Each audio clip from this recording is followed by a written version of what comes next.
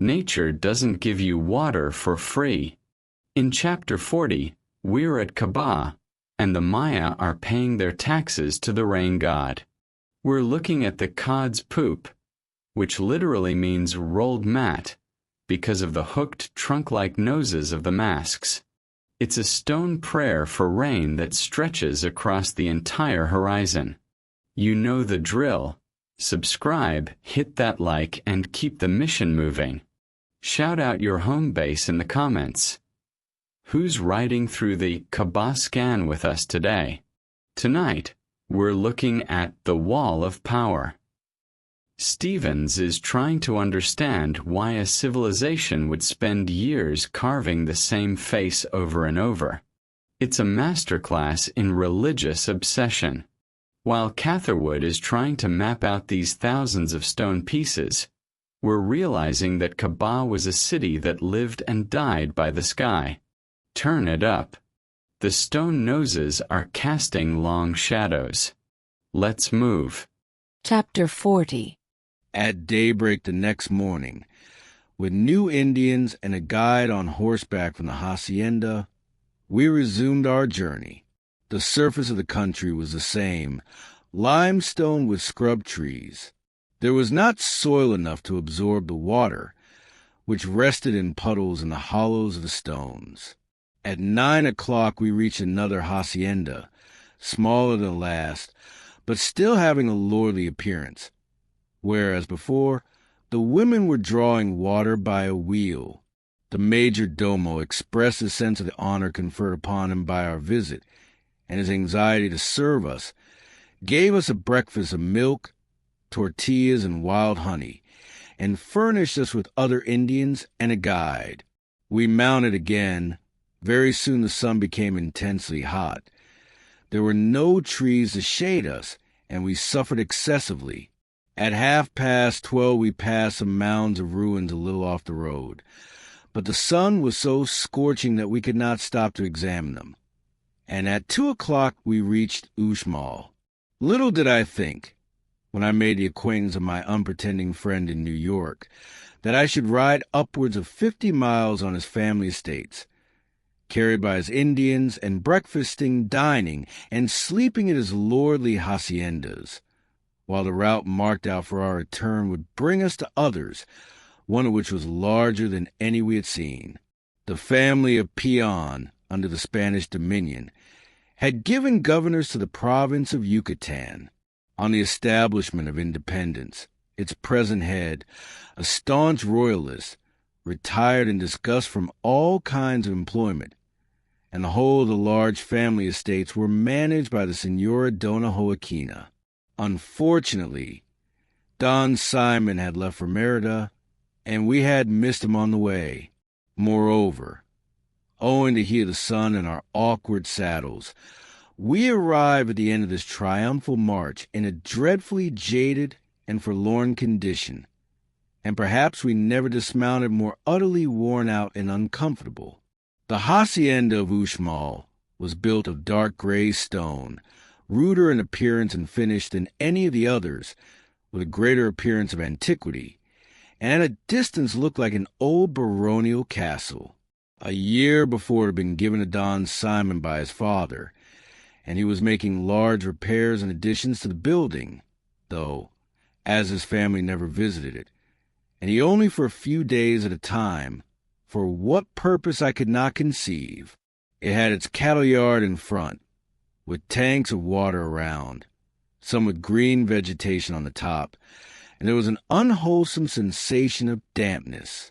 It had, too, its church, which contained a figure in Nuestro Señor, our Lord, revered by the Indians of all the haciendas around, the fame of which had reached the household servants at Merida, and which was the first object that attracted the attention of our guide.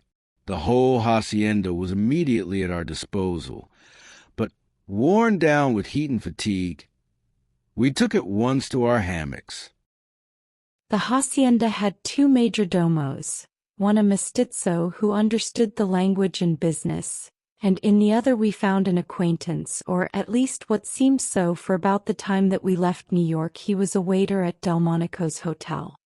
It was a strange encounter at this out-of-the-way place, to be brought into close connection with this well-known restaurant, which in that country seemed the seat of art and fountain of happiness. He was a young Spaniard from Catalonia, who with a friend having taken part in some defeated insurrection, fled to Cuba, whence on the point of being discovered, they escaped to New York penniless. Ignorant of the language with no means of getting a livelihood, both were received by Delmonico as waiters at his restaurant, where the friend rose to be head chocolate maker. But he was languishing as simple waiter, when Don Simon proposed to him to go to Uxmal.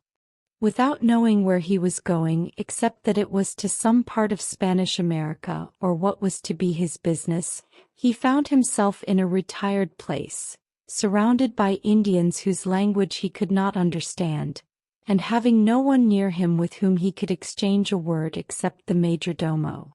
These major-domos form a class in Yucatan who need sharp looking after.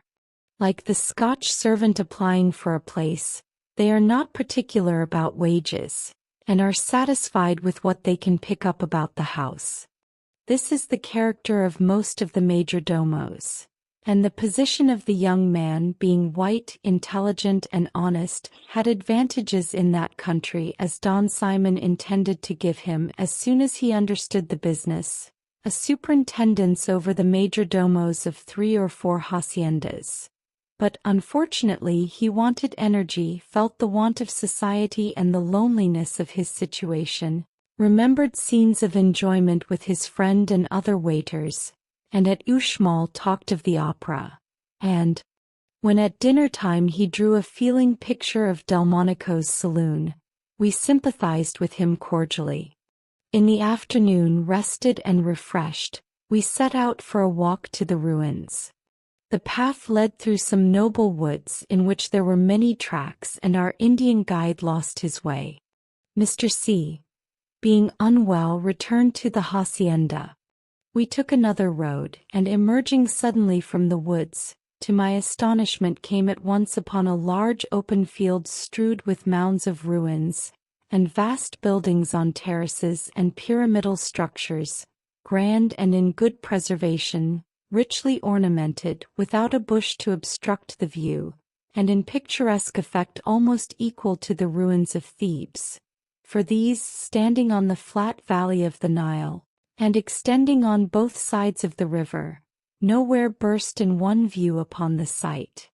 Such was the report I made to Mr. Catherwood on my return, who, lying in his hammock unwell and out of spirits, told me I was romancing. But early the next morning we were on the ground, and his comment was that the reality exceeded my description. The place of which I am now speaking was beyond all doubt once a large, populous and highly civilized city, and the reader can nowhere find one word of it on any page of history. Who built it, why that spot was chosen away from water, or any of those natural advantages which have determined the sites of cities whose histories are known, what led to its abandonment and destruction, no man can tell. The only name by which it is known is that of the hacienda on which it stands. In the oldest deed belonging to the Peon family, which goes back 140 years, the buildings are referred to in the boundaries of the estate as Las Casas de Piedra. This is the only ancient document or record in existence in which the place is mentioned at all, and there are no traditions except the wild superstitions of Indians in regard to particular buildings. The ruins were all exhumed. Within the last year the trees had been cut down and burned, and the whole field of ruins was in view, enclosed by the woods and planted with corn. We passed a most interesting and laborious day, and at evening returned to the hacienda to mature our plans for a thorough exploration. But unfortunately during the night Mr. Catherwood, I believe affected by the immensity of the work, had a violent attack of fever, which continued upon him in the morning, with a prospect of serious illness. It was Monday, and very early all the Indians of the hacienda, according to their obligation to the master, presented themselves to receive directions from the major-domo for the day's work. In remaining about the house, I had an opportunity of learning somewhat of Hacienda Discipline and the character of the Indians. The Hacienda of Uxmal is 10 leagues or 30 miles square, but only a small portion is cultivated, and the rest is a mere roaming ground for cattle.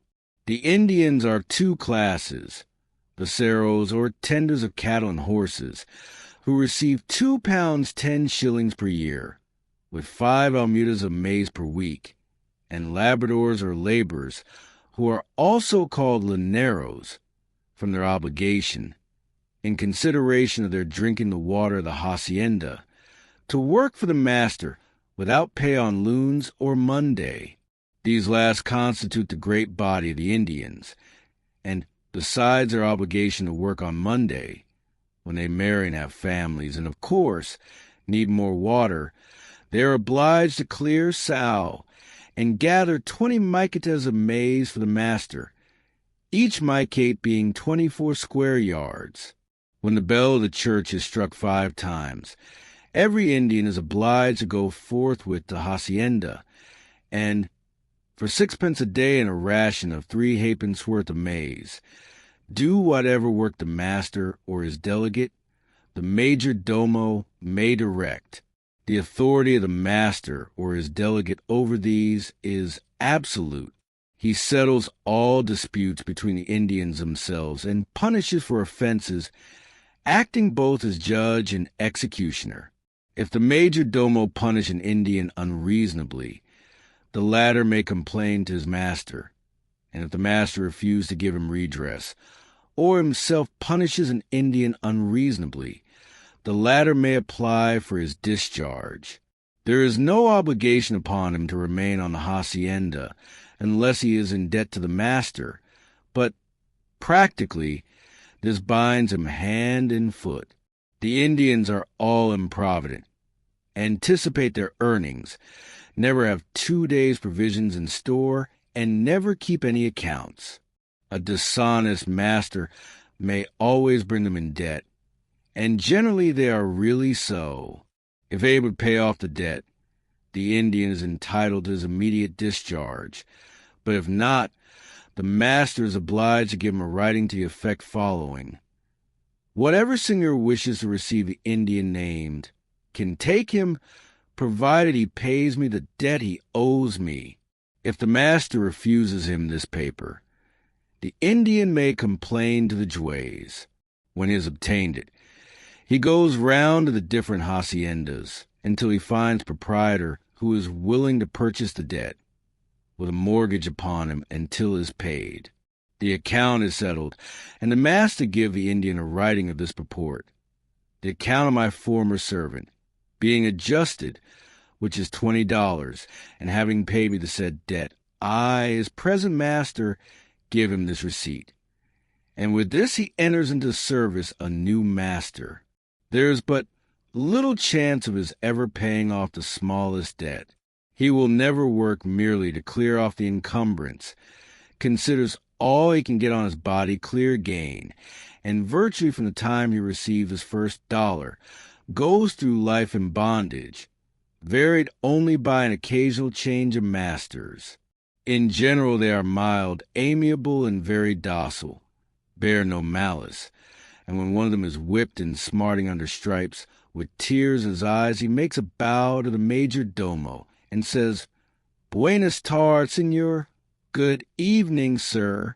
But they require to be dealt with sternly and kept at a distance, are uncertain, and completely the creatures of impulse. And one bad Indian or a bad mestizo may ruin a whole hacienda. They inherit all the indolence of their ancestors, are wedded to old usages, and unwilling to be taught anything new. Don Simon has attempted to introduce improvements in agriculture, but in vain. They cannot work except in their own old way. Don Simon brought out the common churn from the United States and attempted to introduce the making of butter and cheese, but the Indians could not be taught the use of them. The churns were thrown aside, and hundreds of cows wander in the woods unmilked. The master is not obliged to maintain the Indian when sick, though, as he derives a profit from his labor, it is his interest to do so, and on broad grounds, as it is an object always to increase his labradors, it is his interest to treat them in such a manner as to acquire among the Indians a reputation as a good master. In the course of the morning, I visited many of the huts of the Indians. They were built in an oblong form, of round poles set upright in the ground and thatched, and some appeared clean and comfortable. The men were all away at work, and all day there was a procession of women in white cotton dresses, moving from the gate to the well and drawing water. It was pleasant to find that marriage was considered proper and expedient, conducing to good order and thrift certainly, and probably to individual happiness. Don Simon encouraged it. He did not like to have any single men on the estate, and made every young Indian of the right age take unto himself a wife. When, as often happened, the Indian, in a deprecating tone, said, "No tengo mujer, I have no wife," Don Simon looked through the hacienda and found one for him. On his last visit he made 4 matches, and the day before our arrival the Delmonico major-domo had been to the nearest village to escort the couples and pay the padre for marrying them, the price being 6 shillings each. He was afraid to trust them with the money, for fear they would spend it and not get married. The old major-domo was energetic in carrying out the views of his master on this important subject, and that day a delicate case was brought before him. A young Indian girl brought a complaint against a married woman for slander. She said that she was engaged to be married to a young man whom she loved and who loved her, and the married woman had injured her fair fame by reporting that she was already in an interesting situation. She had told the young man of it, said that all the women in the hacienda saw it, and taunted him with marrying such a girl, and now she said the young man would not have her. The married woman was supported by a crowd of witnesses, and it must be admitted that appearances were very much against the plaintiff. But the old major-domo, without going into the merits at all, decided in her favor on broad grounds. Indignant at a marriage being prevented, he turned to the married woman and asked, what was it to her? What right had she to meddle? What if it were true? It was none of her business. Perhaps the young man knew it and was party to it and still intended to marry the girl, and they might have lived happily but for her busy tongue. And without more ado he brought out a leather whip cut into long lashes, and with great vigor began applying it to the back of the indiscreet communicator of unwelcome tidings.